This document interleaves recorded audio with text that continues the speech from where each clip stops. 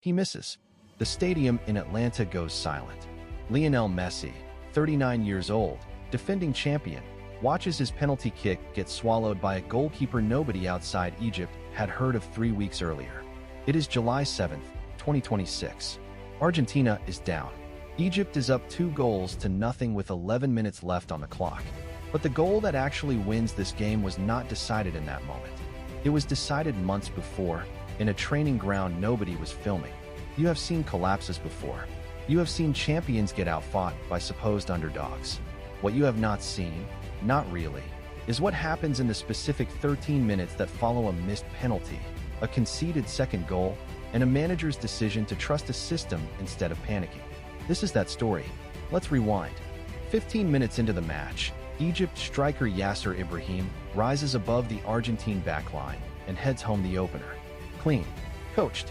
Egypt's whole defensive identity for this tournament had been built on compactness, patience, and set-piece precision, and here it was, working exactly as designed. Then, in the second half, Messi steps up to a penalty. Mostafa Shobir guesses right. Save.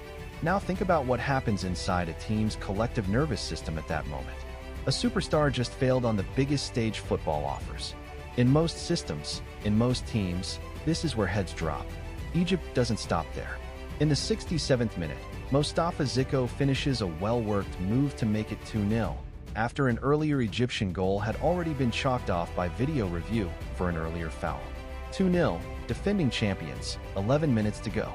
Do you know what a 2-goal deficit with 11 minutes left actually means in World Cup knockout football?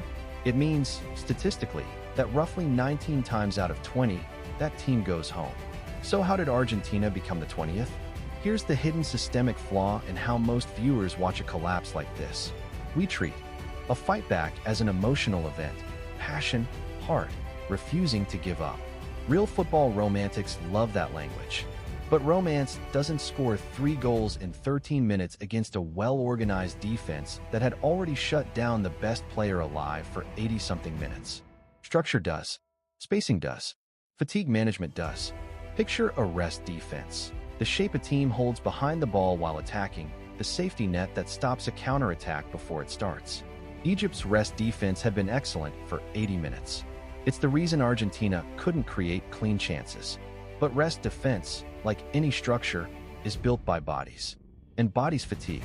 By minute 75, in extreme summer heat, in a tournament that now demands 8 matches instead of the old 7, Egypt's defensive block was no longer the same geometric shape it had been at kickoff.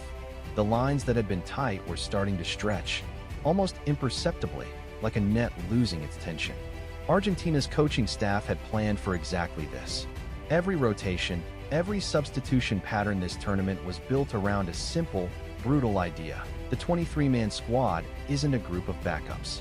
It's a tactical instrument, deployed in waves, engineered to attack tired legs with fresh ones exactly when tired legs are most vulnerable.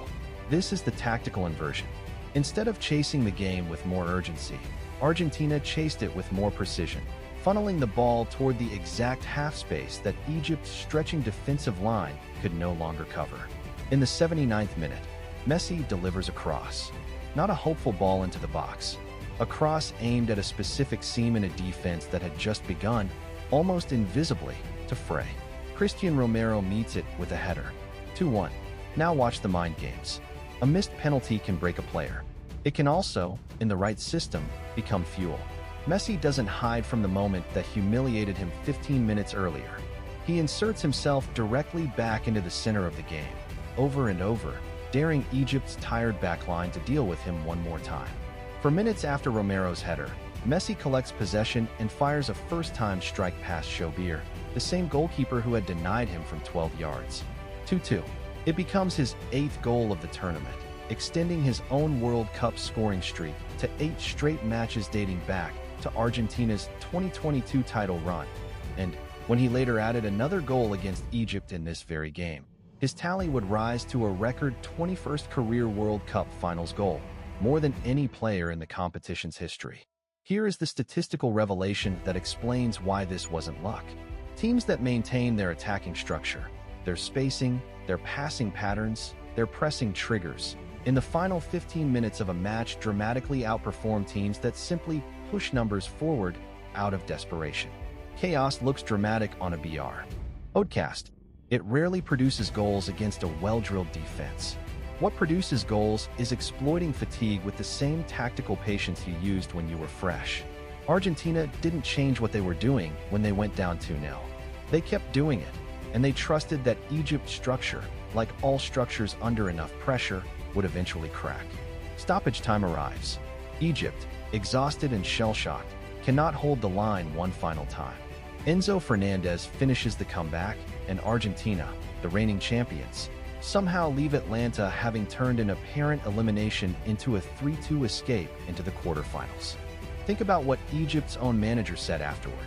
He argued his team had been treated unfairly by the officials, that Egypt deserved more from this match.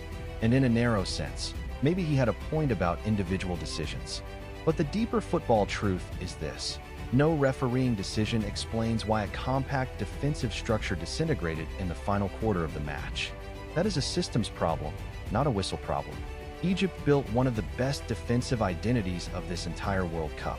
They just hadn't built an answer for what happens to that identity when it's stretched to its physical limit against a team specifically designed to punish exactly that moment. This is the real tactical inversion hiding inside every great comeback story. It is never really about heart, even when it looks that way from your living room. It is about which team designed its entire operation, its substitutions, its spacing, its patience, around the idea that football matches are not decided by who is better in minute 1. They are decided by who is still functioning as a coherent system in minute 85. And here's the question worth sitting with. How often, in your own life, do you mistake a moment of failure, a missed shot, a rejected idea, a public mistake, for the end of the story, when really it's just Egypt's rest defense at minute 75? Still standing, still organized, but quietly, invisibly, starting to stretch. The people who recover aren't always the most talented in the room. Often, they're simply the ones who kept trusting their structure instead of abandoning it the moment things went wrong. Messi missed a penalty in front of 80,000 people and the biggest television audience football produces. He didn't collapse into that failure. He returned to exactly the same spaces, the same patterns, the same version of himself that had made him the best player alive for 2 decades, and he let the system do what it was built to do. The stadium in Atlanta had gone silent when he missed. 20 minutes later, it was Egypt's turn to fall silent, and the real game-winning move, the one that mattered most, had happened months before kickoff.